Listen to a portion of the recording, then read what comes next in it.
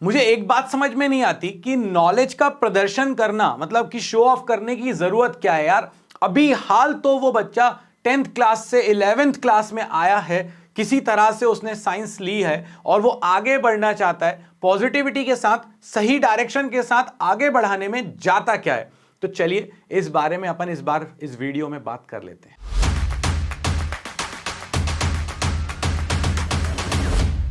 पहली बात तो तुम सबको बहुत बहुत बधाई, कॉन्ग्रेचुलेशंस, तुम सब अब साइंस में आ चुके हो और एक लाइफ का पड़ाव तुमने पार कर लिया है। इस वीडियो में मैं तुम सबसे वो बातें करने वाला हूं कि इन टॉपिक्स को अगर तुम कर लेते हो और शुरुआत से कर लेते हो और अच्छे से कर लेते हो नहीं, मैं करवाऊंगा, तो तुम्हारी फिजिक्स स्ट्रांग हो जाएगी।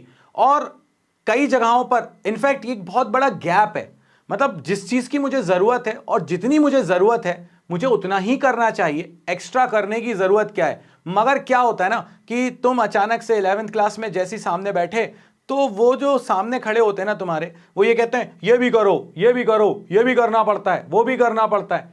करना क्यों पड़ता है ये बताओ और कितना करना है ये भी बताओ। एक्स्ट्रा करने की जरूरत नहीं है यार। फिजिक्स सीख रहे हैं अपन, मैथमेटिक्स नहीं सीख रहे हैं और फिजिक्स को अपन को आसान बनाना है। तो अब मैं तुमको वो बातें बताने जा रहा हूं जो बातें अगर तुम ध्यान रखोगे तो तुम्हारी फिजिक्स ऐसी हो जाएगी, आसान।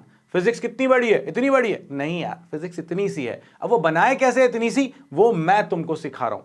सबसे पहली बात, जब तुम लोग फिजिक्स की बातें करो और शुरू करो अपनी फिजिक्स, तो बेसिक मैथमेटिकल टूल से करना। मुझे कई स्कूलों का मैंने पता किया, कोई यूनिट एंड डायमेंशन से स्टार्ट करता है, कोई स्टार्ट करता है मोशन इन वन डायमेंशन से, ताकि हम 1D बताएं इनको। अरे यार, बेसिक मैथ्स से बताना शुरू करो, क्योंकि यहां पर कई बायो वाले भी हैं, कई मैथ्स वाले भी हैं।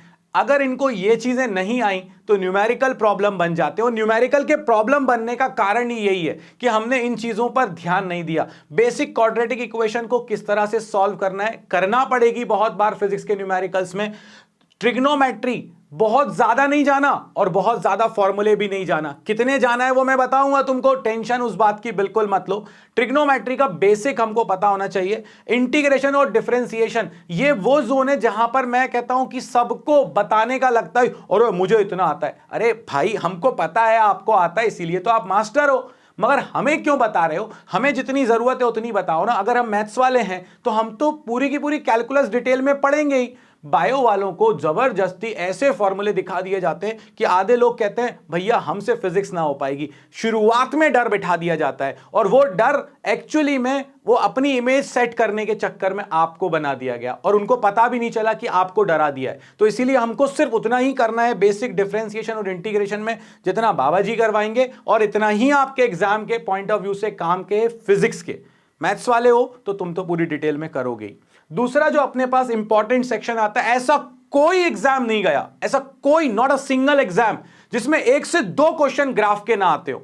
अब मैं अगर ग्राफ, मैं बोलूं F = ma, इस यहां पर एक ग्राफ, मैं मोशन की बात करूं वहां पर ग्राफ, मैं इलेक्ट्रोस्टैटिक्स की बात करूं वहां पर ग्राफ। मैंने 4 नाम ले लिए, तुम डर जाओगे उनमें। भाई साहब, ग्राफ की जरा सी थ्योरी अगर तुमने पढ़ ली तो ये सारे क्वेश्चन आज कर सकते हो। आज फॉर्मूला पता होना चाहिए, क्वेश्चन कन्वर्ट हो जाएगा। हम कुछ इस तरह से ग्राफ थ्योरी को पढ़ें कि मुझे स्लोप निकालना है, मुझे एरिया निकालना है, मुझे y और x के बीच में रिलेशन पता होना चाहिए, मुझे ग्राफ कैसा बनता है पता होना चाहिए। उसके बाद तो आप मुझे इक्वेशन दो, मैं ग्राफ आपको बना के दूंगा। वही वाली बात होगी ना, तुम मुझे खून दो मैं तुम्हें आजादी दूंगा। तुम मुझे ग्राफ दो, ग्राफ की बेसिक थ्योरी दो, क्वेश्चन कितने भी दो, मैं तुम्हें कन्वर्ट करके दूंगा। और ऐसा अगर आपने पढ़ लिया ग्राफ थ्योरी को इस तरह से, तो ये सारी चीजें आपके लिए छोटी हो जाएंगी।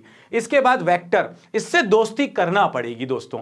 पता नहीं क्यों इससे हम लोग भागते हैं, और भागते इसीलिए हैं क्योंकि हमारी एनसीईआरटी में इसका सही सीक्वेंस नहीं दिया है। और जब सीक्वेंस नहीं, एक जगह पर बोल दिया जाएगा इतना वेक्टर पढ़ लो, फिर वर्क डन के पहले तुमको पढ़ाया जाएगा वर्क पावर एनर्जी के पहले क्रॉस प्रोडक्ट और डॉट प्रोडक्ट। अरे तोड़ तोड़ के पढ़ने की जरूरत क्या है? अलजेब्रा पढ़ी ना तुमने, तुमको आता है ना 1 + 1 2 होता है। उसी तरह से वेक्टर का भी तुम सीख जाओगे अगर एक साथ तुम्हें कोई उस तरह से सिखाए तो। बाबा जी ने 8 वीडियो में ये चीज सिखाई है, इस बार दोबारा सिखाएंगे और कम टाइम में और ज्यादा डिटेल में और ज्यादा अच्छे से सिखाएंगे। बिल्कुल टेंशन मत लो इस चीज की। और ये वीडियो अकेला अगर तुम सोच रहे हो 11th वालों के काम का है, नहीं, ये सबके काम का है। अब आ जाओ जरा यूनिट एंड डायमेंशन पे। मैंने क्यों इसको मेंशन किया है, ये वो चैप्टर है, मैं हमेशा बोलता हूं, जब मैं ऑफलाइन भी पढ़ाता हूं तब भी, जब मैं ऑनलाइन पढ़ाता हूं तब भी, मैं हमेशा कहता हूं कि ये वो चैप्टर है जो शुरू होता है मगर खत्म नहीं होता। क्योंकि आप हर चैप्टर में फिजिकल क्वांटिटी पढ़ोगे, आपको उसकी यूनिट दिखानी पड़ेगी, आपको उसके डायमेंशंस लिखने पड़ेंगे, आपको चेंजेस कैलकुलेट करने पड़ेंगे, एरर का भी यूज करना पड़ेगा। तो ये सारी चीजें इसके अंदर सीख गए अगर, तो वो जो क्वेश्चन भारी बन जाते हैं ना, वो बहुत हल्के बन जाएंगे दोस्तों। सो बेसिकली बेसिक मैथ्स का थोड़ा सा पार्ट तुमको सीखना है, ग्राफ थ्योरी डिटेल में सीखना चाहिए तुमको, वो भी मैं बताऊंगा कौन सी डिटेल, मुश्किल से 2 वीडियो में, और वेक्टर, और फाइनली यूनिट एंड डायमेंशन। ये अगर तुमने कर लिए दोस्तों, यकीन मानो फिजिक्स तुम्हारे लिए आसान बन जाएगी। बाकी कॉन्सेप्ट आएंगे मगर वो सब इनके आसपास घूम रहे होंगे, न्यूमेरिकल के लिए इनकी बहुत ज्यादा जरूरत पड़ेगी।